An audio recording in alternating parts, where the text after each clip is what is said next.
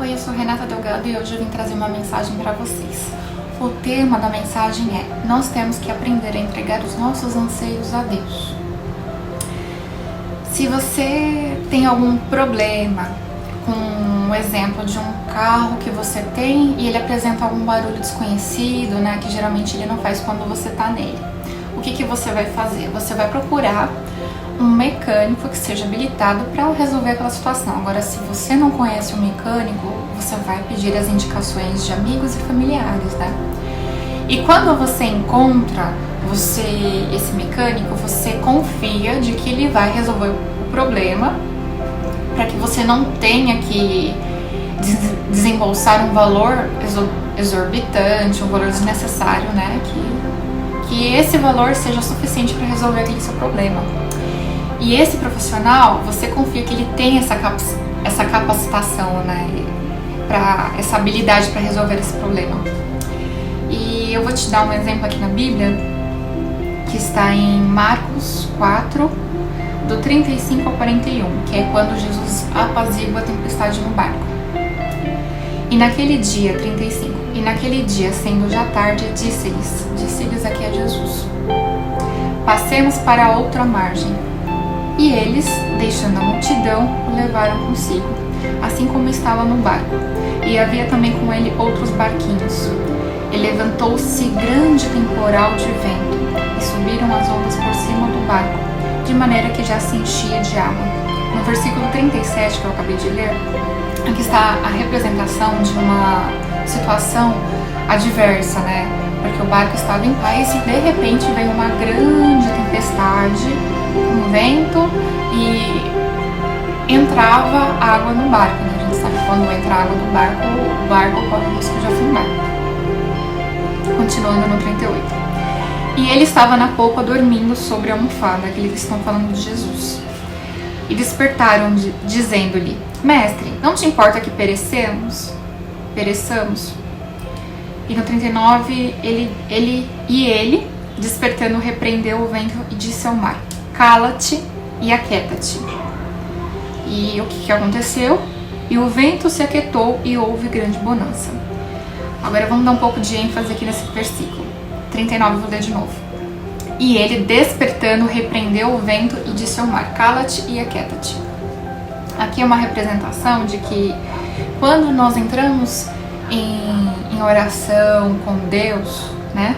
Ele imediatamente, quando ele despertou, ele já resolveu aquele problema, né? Aquela situação. Ele deu ordem: cala-te e aquieta-te. E o que aconteceu? Logo o vento se aquietou e houve grande bonança.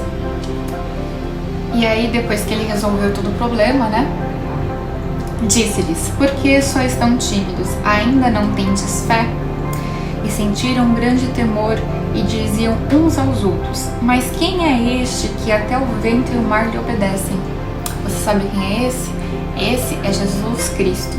A Bíblia diz que Deus é o mesmo ontem, hoje e será eternamente. Então, o mesmo Deus que fez esse mar se aquietar, o vento se aquietar, Ele é o mesmo que pode operar na sua vida, nessa situação que você está passando difícil, né? Que é uma situação fora do seu controle. Porque quem que vai ter controle sobre o mar e sobre o vento, né? E imediatamente acontecer a calmaria. Se você está com algum problema, por exemplo, do carro, você fica confiante, né? Porque você sabe que aquele seu veículo está na mão de alguém que pode resolver o problema. E a recomendação que nós temos para os nossos problemas está na Bíblia, né? Porque lá diversos relatos de que Deus tem controle e sabe agir nas diversas situações contrárias ao que as pessoas passaram, né? Então, quando você confia no profissional do seu veículo, você tem que colocar a mesma confiança em Deus. Também tem um outro exemplo de um avião. Você que vai fazer alguma viagem, né? Você não vai lá até o gabinete do piloto e vai perguntar: me mostra seu currículo, deixa eu ver se você é quem você diz que é, né? Se você é uma pessoa habilitada. Não, você simplesmente embarca no avião e confia de que você vai chegar ao seu destino em segurança, né? Então, a mesma confiança que nós temos aqui no mundo material, nós temos que ter no mundo espiritual também, porque afinal de contas, nós estamos falando de Deus, que é o Criador, né? É Ele que fez o céu e a terra e Ele que sabe como todas as coisas funcionam, além de ser onisciente e onipresente. Tem um outro exemplo aqui que eu vou falar para vocês, que está em Neemias. Neemias 9, do 19 ao 21. Diz assim: Todavia tu, pela multidão das tuas misericórdias, os não deixaste no deserto.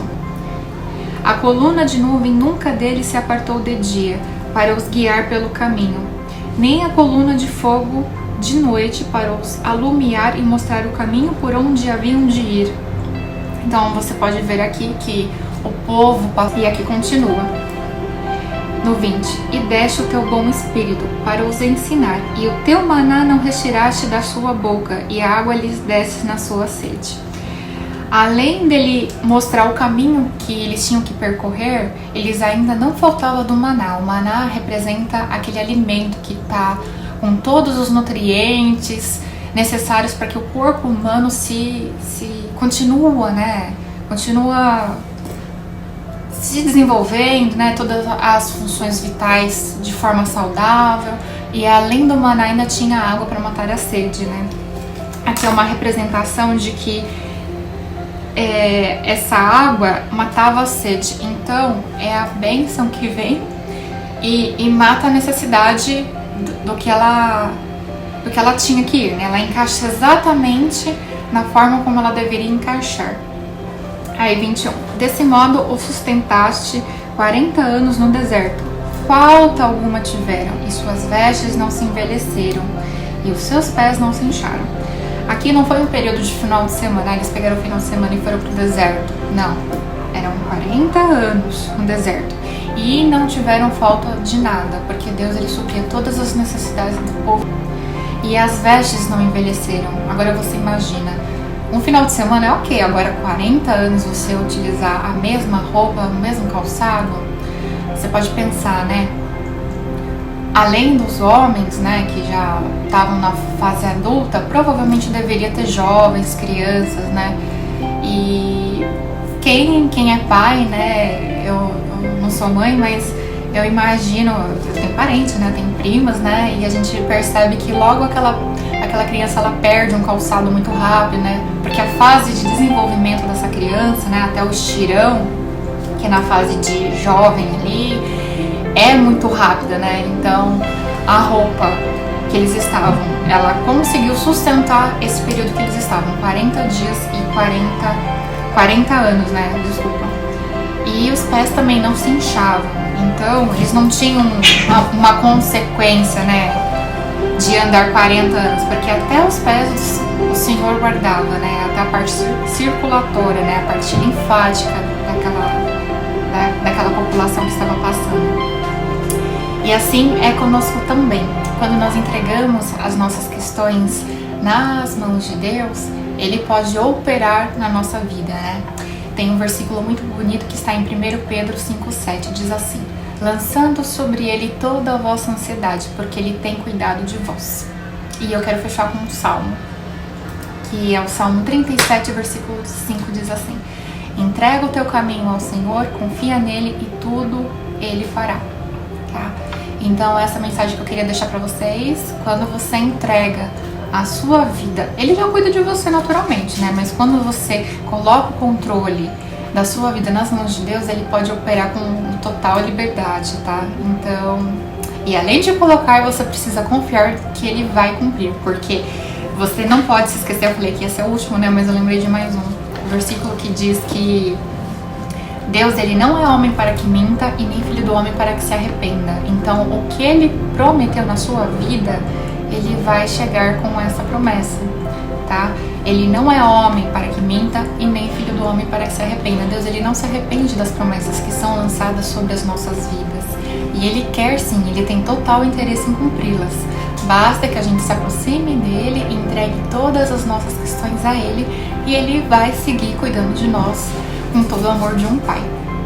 Como vocês percebem, eu tenho bichinhos, né? É um pouco desafiador gravar com elas, mas eu não vou cortar essa parte porque até aqui nos sustentou o Senhor, né, gente? Então, que essa palavra tenha edificado a sua vida assim como edificou a minha, tá? Que Deus fale muito mais no nosso coração e nos abençoe em nome de Jesus. Tchau!